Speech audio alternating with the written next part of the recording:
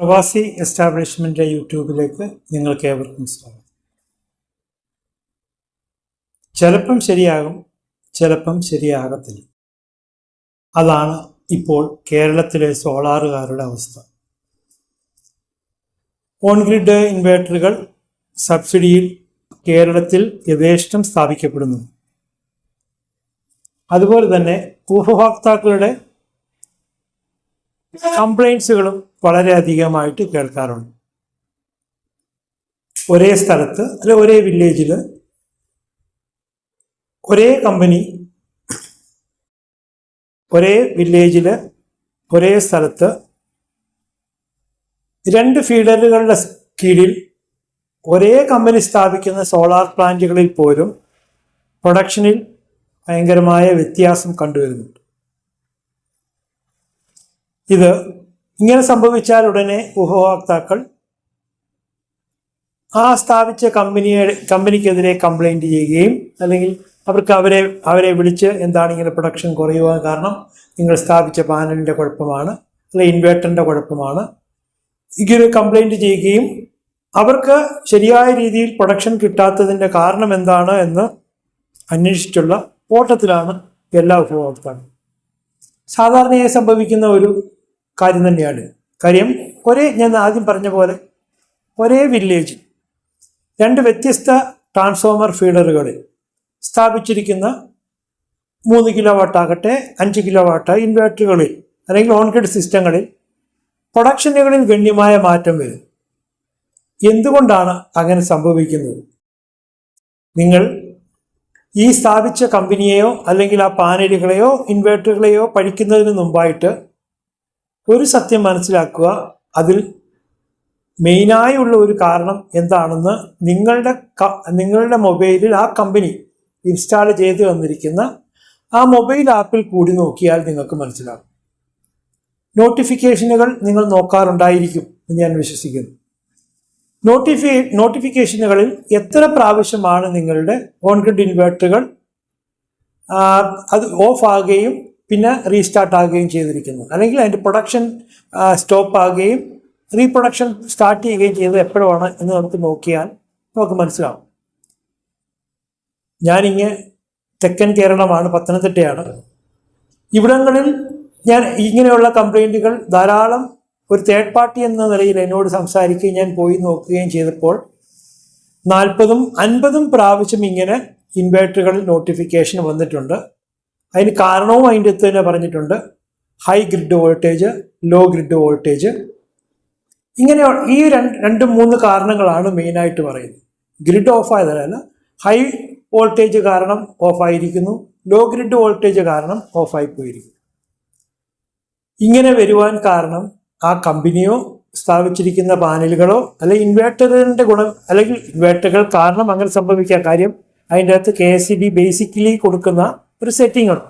അതിൻ്റെ അകത്ത് law grid വോൾട്ടേജും ഹൈ ഗ്രിഡ് വോൾട്ടേജും വ്യക്തമായിട്ട് അവർ പറഞ്ഞു തരികയും അതനുസരിച്ചാണ് ഓരോ ഇൻവേർട്ടറുകൾ നമ്മൾ സെറ്റ് ചെയ്യുകയും ചെയ്തിരിക്കുന്നത്. അപ്പം അതിൽ കൂടുതലായ ഗ്രിഡ് വോൾട്ടേജ് വരുവാണെങ്കിലും അതിൽ കുറവ് ഗ്രിഡ് വോൾട്ടേജ് വരുവാണെങ്കിലും നമ്മുടെ ഇൻവേർട്ടറുകൾ ഓട്ടോമാറ്റിക്കലി കട്ട് ഓഫ് ആകും, പ്രൊഡക്ഷൻ ഇല്ലാതാകുമെന്ന് അർത്ഥം. അങ്ങനെ ആ പകൽ സമയം കിട്ടുന്ന സൂര്യപ്രകാശം ശരിയായ രീതിയിൽ ലഭിക്കുന്ന ഒരു 8 മണിക്കൂർ അല്ലെങ്കിൽ 6 മണിക്കൂറാണ് ശരാശരി നല്ല സൂര്യപ്രകാശം ലഭിക്കുന്നത്. ആ 6 മണിക്കൂറിൽ 40 പ്രാവശ്യം 50 പ്രാവശ്യം നമ്മുടെ ഇൻവേർട്ടർ ഓൺ ഓഫ് ആയാൽ എത്രമാത്രം പ്രൊഡക്ഷൻ കുറയുമെന്ന് നിങ്ങൾ തന്നെ ഒന്ന് കണക്കുകൂട്ടി നോക്കുക. ഒരു പ്രാവശ്യം ഓഫായി ഓൺ ആകുന്നതിന് നമ്മൾ സെറ്റ് ചെയ്ത് വെക്കുന്നത് 15 സെക്കൻഡ് മുതൽ മേപ്പോട്ടാണ്. സാധാരണ 15 സെക്കൻഡ്, 9 സെക്കൻഡ് വെക്കുന്ന കമ്പനികളും ഉണ്ട്. എന്നാൽ 15 സെക്കൻഡാണ് സാധാരണ രീതിയിൽ സ്റ്റാൻഡേർഡ് ഫീഡിങ് എന്ന് പറയും. ആ ഫീഡിങ്ങിൽ അങ്ങനെ 15 സെക്കൻഡ് ആ ഓഫായിട്ട് ഓൺ ആകാനുള്ള ആ ഒരു സമയം, പിന്നെ അത് ഓഫായി പോയി 2 ഓണായി അത് വീണ്ടും അത് പ്രൊഡക്ഷൻ സ്റ്റാർട്ട് ചെയ്യുന്ന സമയം, ആ പ്രൊഡക്ഷൻ സ്റ്റാർട്ട് ചെയ്യുന്ന സമയം വീണ്ടും അതുപോലെ ഹൈ വോൾട്ടേജ് കാണിക്കുന്നു, വീണ്ടും ഓഫ് ആകും. അങ്ങനെ 40 പ്രാവശ്യം ഏറ്റവും പീക്ക് ടൈമിൽ നമ്മുടെ ഇൻവെർട്ടർ ഓഫ് ആകുകയാണെങ്കിൽ നമ്മൾക്ക് എത്രമാത്രം കറണ്ട് ഉൽപാദനം ഇല്ലാതാകുന്നുണ്ട് എന്ന് മറ്റാരും പറയേണ്ട, നമ്മൾ തന്നെ ഒന്ന് ചിന്തിച്ച് മനസ്സിലാക്കുക. ഇതിന് കാരണം നമ്മുടെ KSEBയിൽ കൂടി വരുന്ന വോൾട്ടേജിന്റെ പ്രശ്നം തന്നെയാണ്. കാര്യം ആ വോൾട്ടേജ് സ്റ്റെബിലിറ്റി ഇല്ലാതെ, നേരത്തെയുള്ള വീഡിയോയിൽ ഞാൻ സൂചിപ്പിച്ചിട്ടുണ്ട്, ആ വോൾട്ടേജുകളിൽ വരുന്ന പെട്ടെന്നുണ്ടാകുന്ന വ്യതിയാനമാകാം, ക്രമേണ ഉണ്ടാകുന്ന വ്യതിയാനമാകാം. പക്ഷേ അങ്ങനെ ഉണ്ടാകുന്ന വ്യതിയാനങ്ങളെല്ലാം തന്നെ നമ്മുടെ ഇൻവേർട്ടറുകളുടെ പ്രൊഡക്ഷനെ ബാധിക്കുന്നു. ഈ ഒരു കാരണം മനസ്സിലാക്കാതെ ഇൻവേർട്ടറിനെയോ പാനലിനെയോ പഠിച്ചിട്ട് യാതൊരു കാര്യവുമില്ല.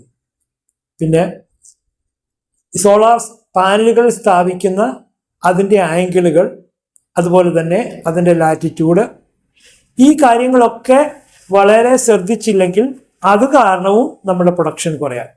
പക്ഷെങ്കിൽ സാധാരണ കമ്പനിക്കാരൊക്കെ കറക്റ്റ് ആ ഒരു ആംഗിളും ആ ദിശയും തന്നെയാണ് ഫോളോ ചെയ്യുന്നത്. അതിൽ നമ്മൾ വെക്കുന്ന ആ ഒരു സ്ട്രക്ചറിൻ്റെ ഘടന കാരണം ചില സമയങ്ങളിൽ ചെറിയൊരു വ്യത്യാസം ഉണ്ടാകുന്നത് കാരണം വലിയ ഒരു പ്രൊഡക്ഷൻ്റെ കുറവ് ഉണ്ടാകാറില്ല.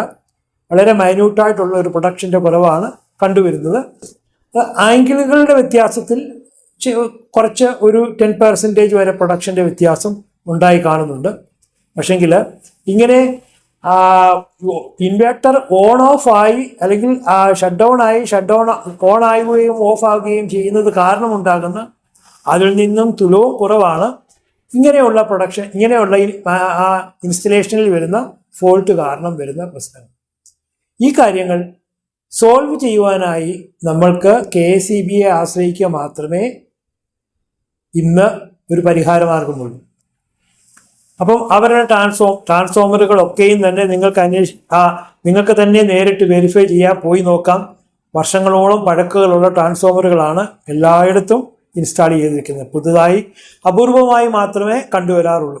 പഴയ ട്രാൻസ്ഫോമറുകൾ എന്ന് പറഞ്ഞാൽ 10, 15, 20 വർഷം പഴക്കമുള്ള ട്രാൻസ്ഫോമറുകൾ, അതും ഓയിൽ ഫീൽ ചെയ്തേക്കുന്ന ട്രാൻസ്ഫോമറുകളാണ് സാധാരണയായി നമ്മുടെ കേരളത്തിൽ കണ്ടുവരുന്നത്. ആ ട്രാൻസ്ഫോമറുകളിൽ വരുന്ന വോൾട്ടേജ് വ്യതിയാനത്തെ നിയന്ത്രിക്കുവാൻ ആവശ്യമായ യാതൊരു വിധമായ അനുബന്ധ ഘടകങ്ങളും ആ ട്രാൻസ്ഫോമറിൽ നിങ്ങൾക്ക് കാണാൻ സാധിക്കത്തില്ല. ജസ്റ്റ് നിങ്ങൾക്ക് അവിടെ കാണാൻ സാധിക്കുന്ന ഒരു ഓൺ ഓഫ് ലിവറും പിന്നെ കുറേ ഫ്യൂസ് കാരിയറുകളും മാത്രമാണ്. അല്ലാതെ ഏറ്റവും അത്യാധുനിക രീതിയിലുള്ള എക്യുപ്മെൻസുകൾ, ഏറ്റവും മോഡേൺ രീതിയിലുള്ള എക്യുപ്മെൻസുകൾ ഇന്ന് അവൈലബിൾ ആണ് വോൾട്ടേജ് ഫ്ലക്ച്വേഷൻ തടയുവാൻ. എങ്കിൽ പോലും നമ്മളുടെ ഈ ആന കമ്പനി അല്ലെങ്കിൽ ഈ KSEB കമ്പനി അങ്ങനെയുള്ള യാതൊരു വിധമായ എക്യുപ്മെൻസുകളും ഈ ട്രാൻസ്ഫോമറുകൾക്ക് സ്ഥാപിച്ചതായിട്ട് നമുക്ക് കണ്ടെത്താൻ പറ്റത്തില്ല. എങ്ങനെയും ഉപഭോക്താവിന് നഷ്ടമുണ്ടാക്കുക, സ്വന്തമായി വളരുക എന്നൊരു ചിന്തയിലാണോ KSEB പ്രവർത്തിക്കുന്നതെന്ന് തോന്നിപ്പോകാം നമ്മൾ ഇങ്ങനെ ഒരു അന്വേഷണം ആരംഭിച്ചാൽ. KSEB നമുക്കെല്ലാവർക്കും വേണ്ടതാണ്. നമുക്ക് പ്രകാശം നൽകുന്ന അല്ലെങ്കിൽ വൈദ്യുതി നൽകുന്ന കേരളത്തിലെ ഒരേ ഒരു കമ്പനിയാണ് KSEB. KSEB യാതൊരു കാരണവശാലും നശിച്ചു പോകാൻ പാടില്ല, നന്നാകണം.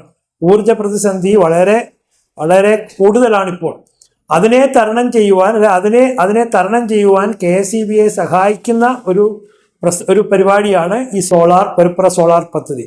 അത് സബ്സിഡി സ്ഥാപിച്ചാലും ഇല്ലെങ്കിലും അങ്ങനെയുള്ള ആ സഹായം ചെയ്യുന്ന ആ ഉപഭോക്താവിനെ ഉപദ്രവിക്കാതിരിക്കുവാനുള്ള നടപടികൾ ദയവായി KSEBയുടെ പക്ഷത്തു നിന്നുണ്ടാകണമെന്നും, അതുപോലെ തന്നെ ഇൻവെർട്ടറുകളെയും പാനലുകളെയും പഠിക്കുന്നതിന് മുമ്പ് നിങ്ങൾ ഈ കാര്യം കൂടെ ഒന്ന് നോക്കണമേ എന്ന് ഉപഭോക്താക്കളോടും ഞാൻ അഭ്യർത്ഥിക്കുന്നു. നിങ്ങൾക്കെല്ലാവർക്കും ഒരു നല്ല ദിനം ആശംസിക്കുന്നു. Have A nice day.